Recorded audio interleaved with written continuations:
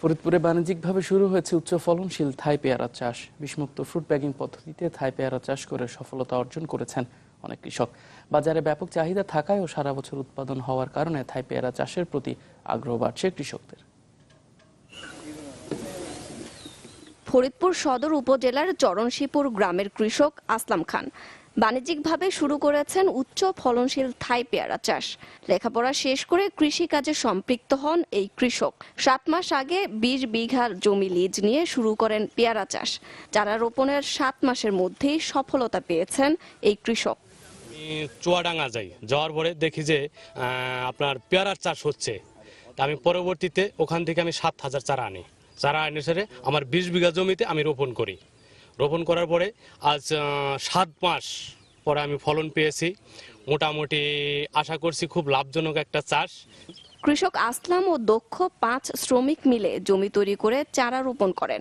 চারা রোপণের পর থেকে নিয়মিত সার, সেচ ও গাছের পরিচর্যা করার ফলে 4 মাসে গাছে ফুল আসে। ফুল থেকে পেয়ারাকে বিষমুক্ত ও পোকামাকড়ের হাত থেকে রক্ষা করার জন্য ফ্রুট ব্যাগিং বা পলি পেপার দিয়ে আটকে দেওয়া হয়। আর 80 থেকে 85 দিনের মধ্যে পেয়ারা বাজারজাত করার উপযোগী হয়।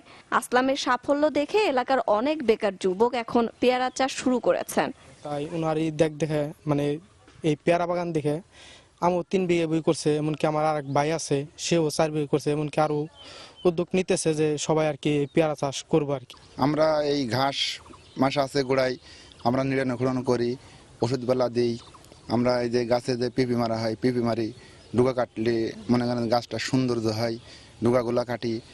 আসলাম ভাই বাগান করছে, আমরা এই জায়গাতে তাজা পেয়ারা নিতেছি কাইটে, আমরা 80 টাকা করে নিতেছি। আমরা ফরিদপুর নিয়ে তাজা পেয়ারা খাওয়াবো জনগণে।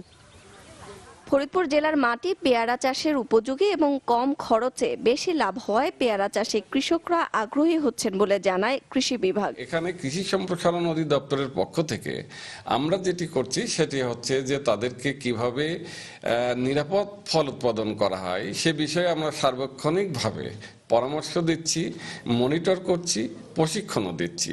কিছু কিছু ক্ষেত্রে আমরা থাই পেয়ারার প্রদর্শনী বাগানও স্থাপন করেছি। চলতি বছর জেলায় প্রায় 400 হেক্টর জমিতে পেয়ারা চাষ হয়েছে। Desk report, channel 24।